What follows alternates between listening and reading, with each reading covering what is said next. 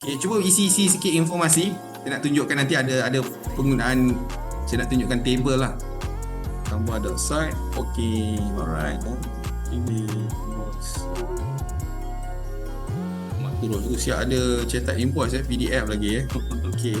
Itu ada saya tengok Coach Zul dia buat satu macam borang jemputan kalau kita pergi acara kan. Dia buat dalam satu tu, dalam tu siapa nak datang lah.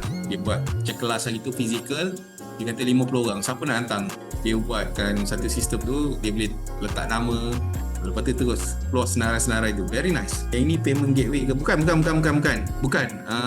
Yang ini hosting untuk kita nak custom domain lah. Kan kita pakai tadi macam canva.site tu macam nampak macam tak best lah. Kita nak buat nama jenama kita sendiri.